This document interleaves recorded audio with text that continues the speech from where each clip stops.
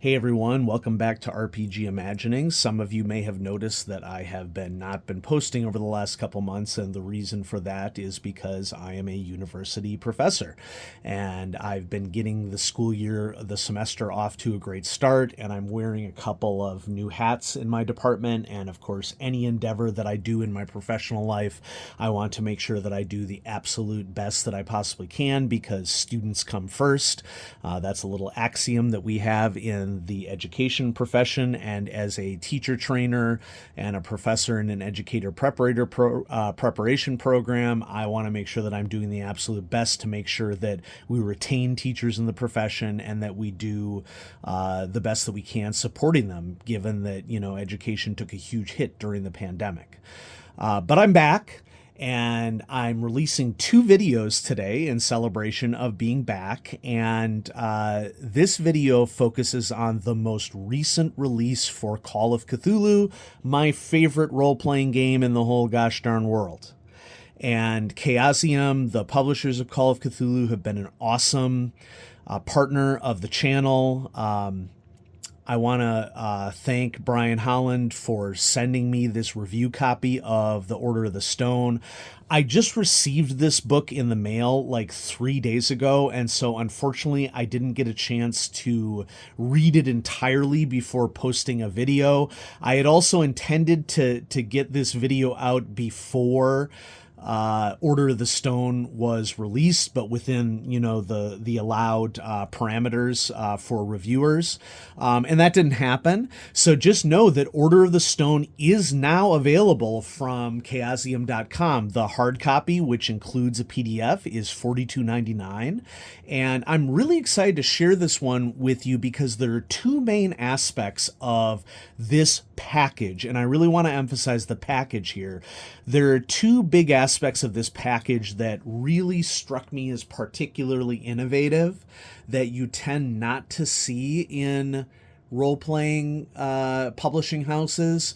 And it doesn't surprise me because though people who are paying attention to Chaosium, which I think everybody should be paying attention to Chaosium, see Chaosium innovating the hobby in really interesting ways and really pushing the boundaries of what, in this case, a campaign book can and should be for players. And it's not just limited to the book. One of the things that I'm going to highlight later in the video is that the digital package for this book, and the digital package would include not only the PDF of the book, but I'm talking about all of the extra stuff that is included in the digital package, is superb.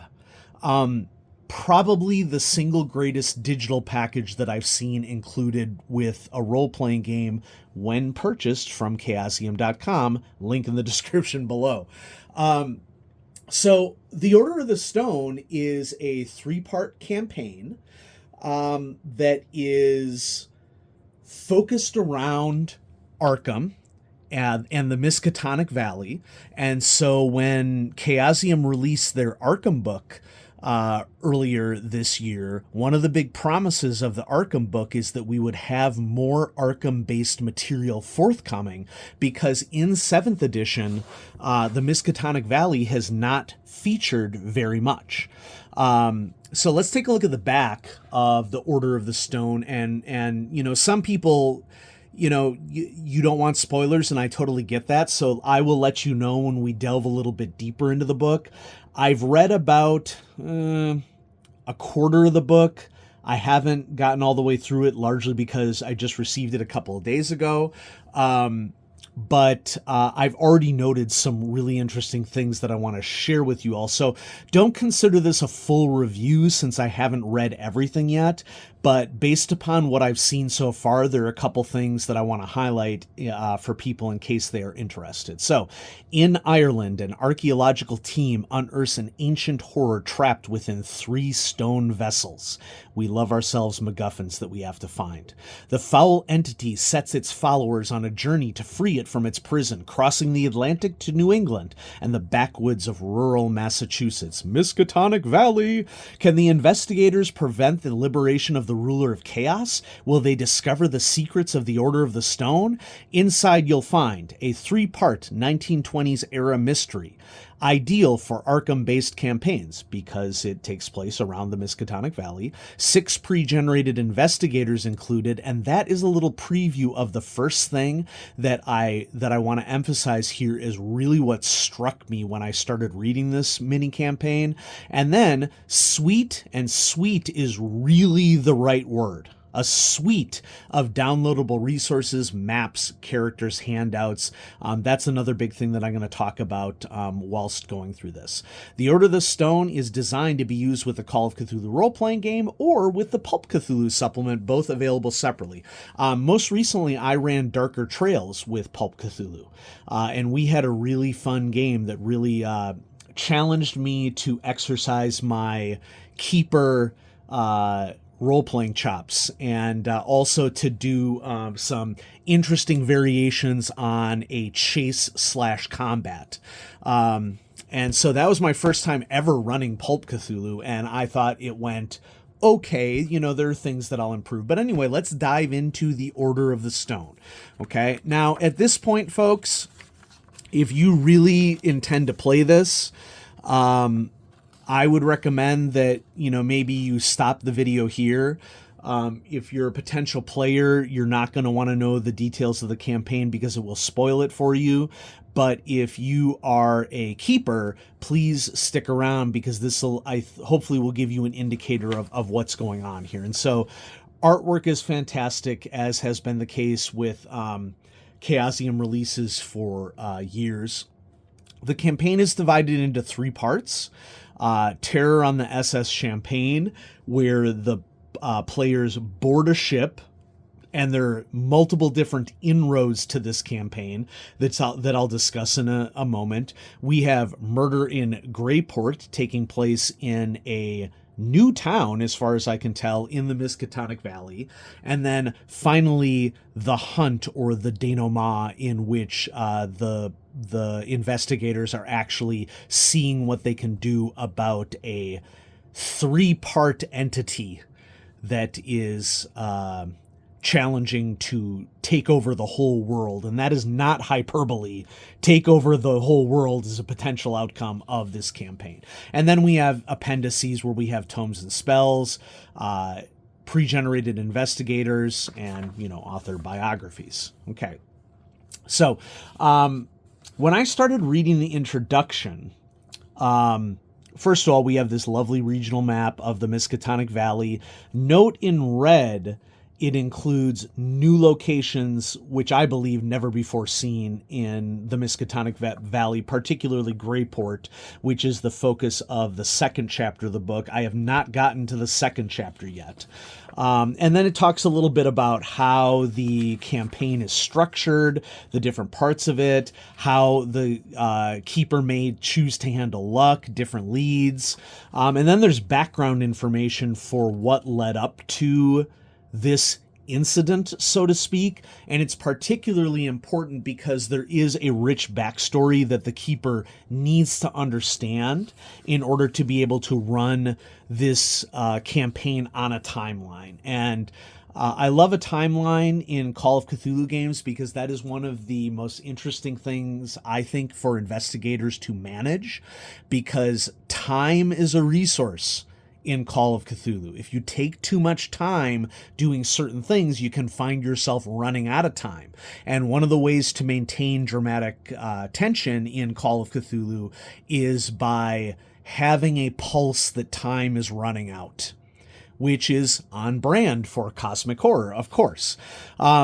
So the timeline details when the different chapters would begin and or end after different instances, what took place before the chapters, and then that leads us to Chapter 1, Terror on the SS Champagne, and this is where I want to hit up the first thing that really struck me when I began to read this book.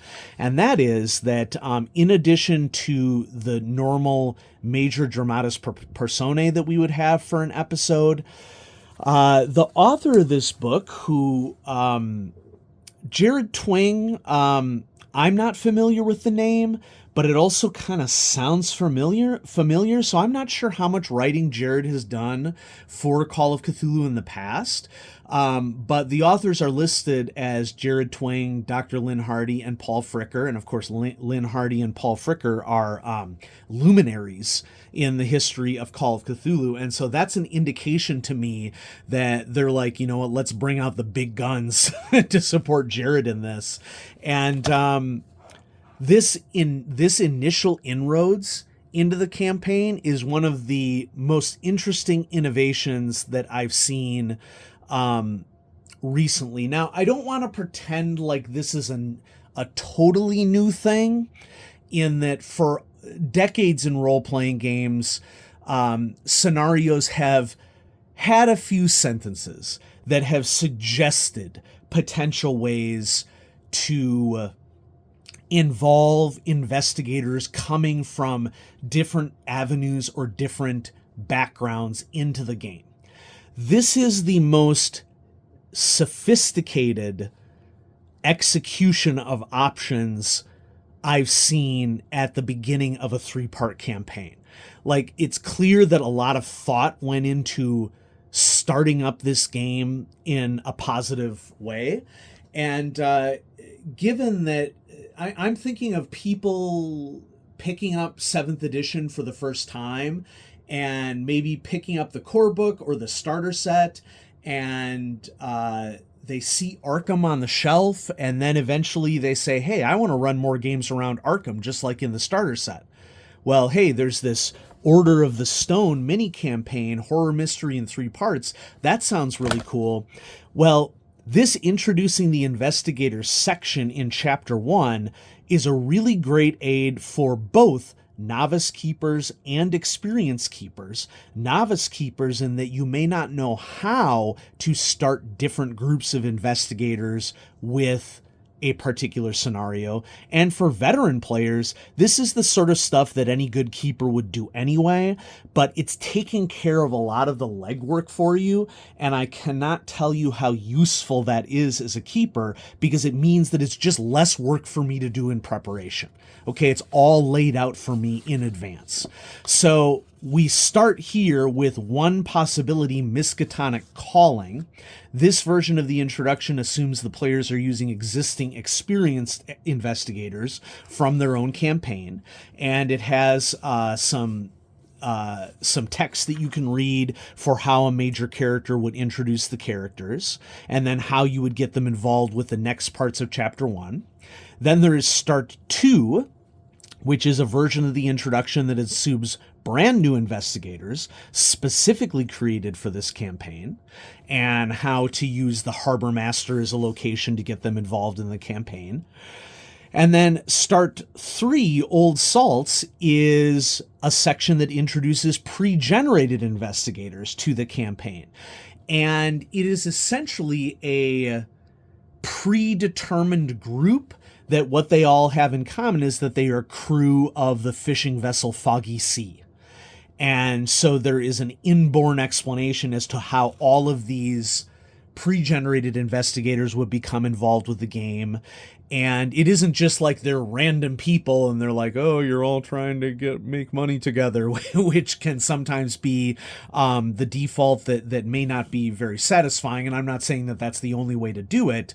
But having all of the pre-generated investigators being crew members aboard the same ship, that's a really great way to start things. And then we delve into Chapter 1 itself, which takes place on going out and investigating the SS Champagne. A transport liner that is going from England to Boston. I'm sorry, Ireland to Boston. There's guidance on replacement investigators, which, whether or not you use the pre-generated investigators or not, the crew of the Foggy Sea becomes a ready group of replacement investigators for the players. So a lot of thought went into the initial execution of this game.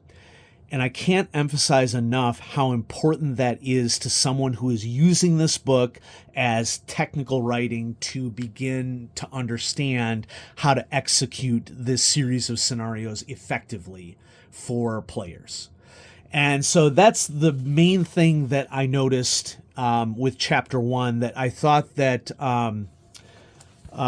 Jared and Lynn and Paul did a really good job of setting the stage in varying ways that would really help a keeper present inroads that would be satisfying to the players and would make narrative sense.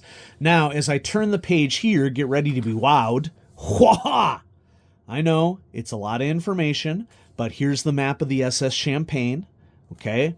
All detailed, okay, as to where everything would be. Now, it's not fully detailed, as in for the purposes of this campaign, things like the first and second class berths are not individually indicated on the maps. There's just like sections, like this is where all the first class cabins are, etc.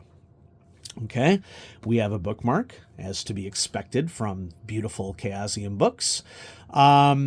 And the rest of the chapter details a lot of aspects of the ship and some initial clues that the characters can find as they are exploring the SS Champagne, as well as some events that could happen that the keeper could draw from. So that's Chapter 1. I'm not going to go much further into the book because I have not read Chapter 2, Murder in Greyport, yet.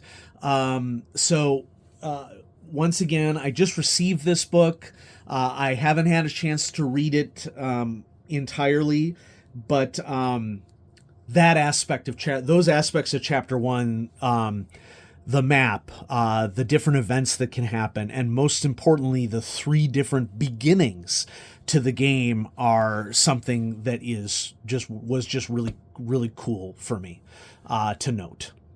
So that leads me to the second aspect of the Order of the Stone that I noticed right when I got the indication that this was being sent to me, in that it's connected to my Chaosium account, and I get the PDF of not only the book, but also the PDF pack.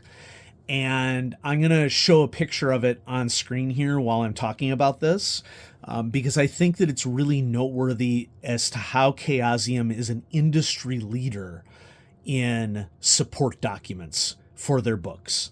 So I'm not going to sit here and pretend like $43 for a book isn't, challenging for some people.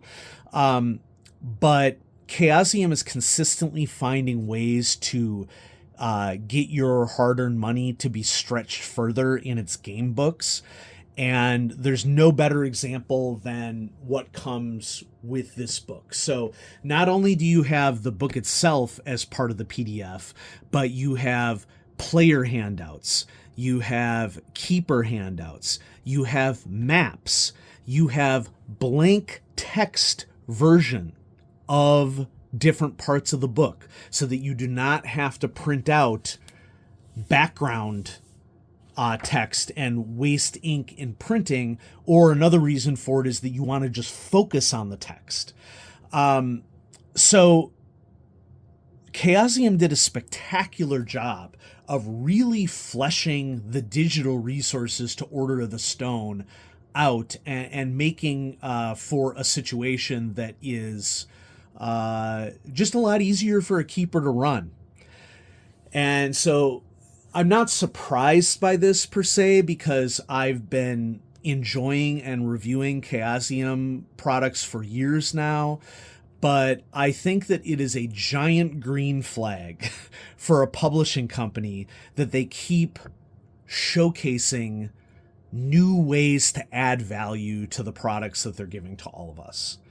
And so Order of the Stone has, in my eyes, the single best digital package that is offered for any role-playing game that I've seen recently. And a lot of the times when you get a PDF for a book, it's just the PDF of the book and nothing else. And Order of the Stone, you are getting all kinds of resources to help you to run the game.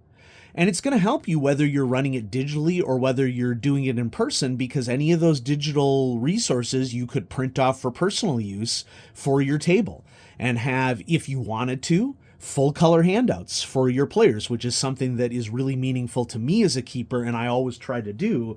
One of the most important aspects of Call of Cthulhu for me is utilizing handouts as clues as one of the major vehicles of the game. And handouts aren't just the clues themselves, but also maps and images and artwork and other aspects of the campaign that you're running that can really help your players in imagining. So Order of the Stone is a really exciting release from my perspective. I'm really looking forward to finishing the book and seeing more about what's going on with this creepy 3-part alien cosmic horror that the players are trying to stop. And at the same time, checking out the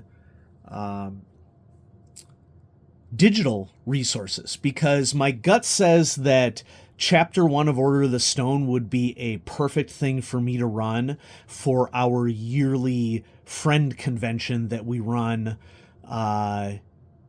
each year, where a group of us, like a group of just 5 friends, we get together and we hang out and enjoy each other's fellowship, but we also play role-playing games. And this year they said to me, Michael, it's been a long time since you've run Call of Cthulhu. What's up with that? In that particular, group. And I was like, you know what? You're right. I haven't run Call for y'all in a long time. I should do this. And Order of the Stone, probably Chapter 1 is what I'll run this year. And then we might continue that in successive years. I think that would be a really satisfying 3-part thing to do at our game convention over time. And so I hope you enjoyed this overview of Chaosium's newest release, The Order of the Stone, for Call of Cthulhu. It's shaping up to be an awesome book, and I look forward to finish reading it, and I'll hope you'll check it out too. There is a link in the description below to where you can order it off of chaosium.com. And remember that whenever you order a physical book from chaosium.com, you get immediate access to the PDF and this whole PDF pack that comes with Order of the Stone to help you to run this mini campaign. And so thanks everybody for watching. Thanks again to Chaosium for providing this review copy for me. And I'm knocking things down. Have a great day, everybody. Bye-bye.